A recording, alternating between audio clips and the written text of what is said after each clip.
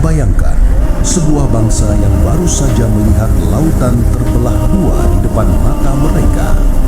Sebuah bangsa yang berjalan di atas dasar laut yang kering, sementara musuh terbesar mereka, Fir'aun, ditenggelamkan bersama seluruh bala tentaranya.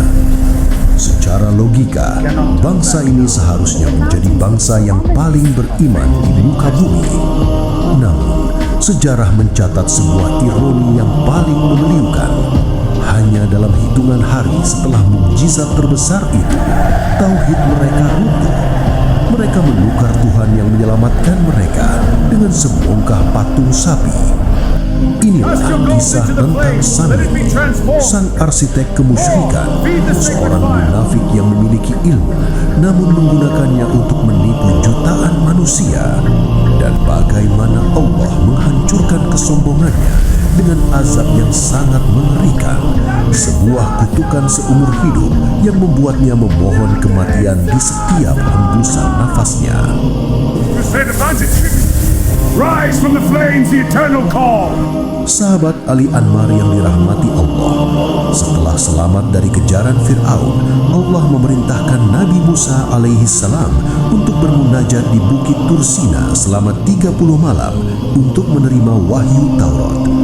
Nabi Musa meninggalkan kaumnya di bawah pengawasan saudaranya Nabi Harun alaihi salam.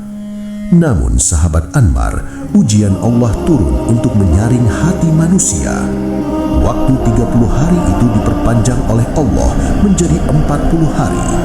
10 hari tambahan inilah yang menjadi celah bagi iblis untuk meniupkan keraguan.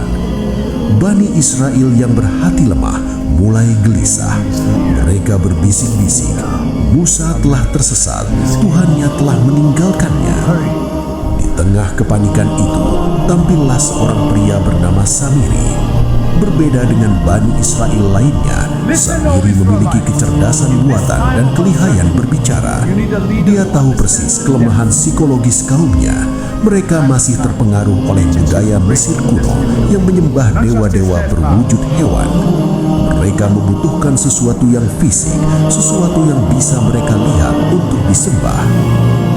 Kumpulkan semua perhiasan emas kalian, lemparkan ke dalam kobaran api ini. Akan kubersihkan dosa kalian menjadi Tuhan yang nyata. Emas-emas itu dileleh, namun sahabat Ali Anwar, patung emas biasa tidak akan cukup untuk menipu jutaan orang. Samiri membutuhkan sebuah keajaiban. Dikisahkan dalam tafsir, saat peristiwa terbelahnya Laut Merah, Samiri melihat malaikat Jibril yang menunggangi kuda gaib memimpin di depan. Samiri yang bermata jeli menyadari bahwa setiap tanah yang diinjak oleh kuku kuda Jibril itu tiba-tiba menjadi hidup dan menumbuhkan rerumputan seketika. Dengan liciknya Samiri mengambil segenggam debu dari bekas pijakan kuda malaikat Jibril itu dan menyimpannya. Saat debu suci itu bercampur dengan logam panas, sesuatu yang tidak masuk akal terjadi. Patung anak lembu itu terbentuk, dan karena efek gaib dari debu Jibril dan rancangan rongga angin yang dibuat Samiri, patung emas itu bisa mengeluarkan suara lenguhan layaknya lembu hidup ketika angin berhiyuk menembusnya. Wahai kaumku, apa yang kalian lakukan? Tuhan kalian adalah yang Maha Pengasih. Mengapa kalian memilih kesesatan ini? Suara Nabi Harun tenggelam oleh histeria massa. Samiri telah berhasil menjadi Tuhan baru bagi pikiran mereka. Dia berdiri di samping patung itu dengan angkuh, menikmati posisinya sebagai penguasa absolut. Dia merasa telah menang melawan wahyu langit. Tetapi kesombongan selalu buta, sahabat. Samiri lupa bahwa di atas gunung Sinai, Tuhan semesta alam melihat segala kelicikannya. Allah menghabarkan pengkhianatan itu kepada Musa.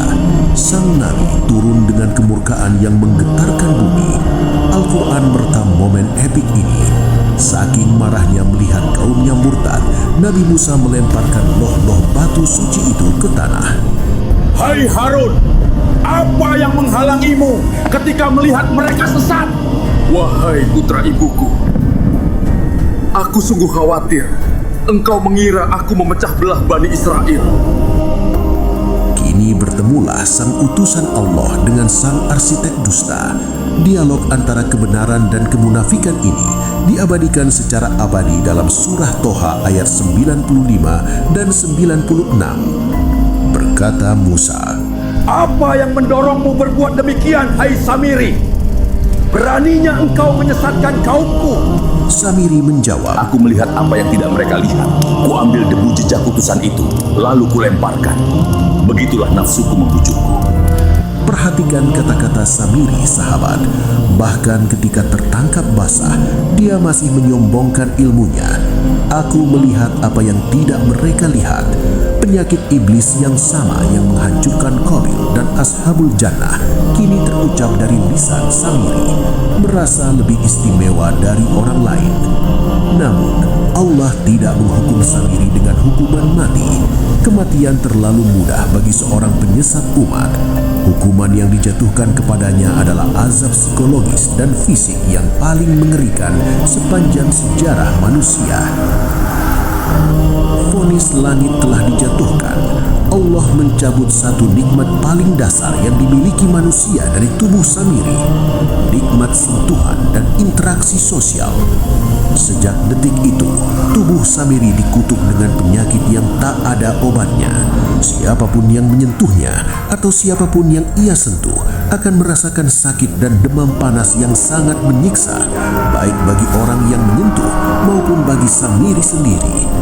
Lihatlah nasib sang arsitek Tuhan palsu, pria yang sebelumnya dipuja oleh jutaan orang, yang tangannya dielu-elukan karena menciptakan keajaiban, kini diusir ke gurun pasir sebagai makhluk buas yang menjijikkan.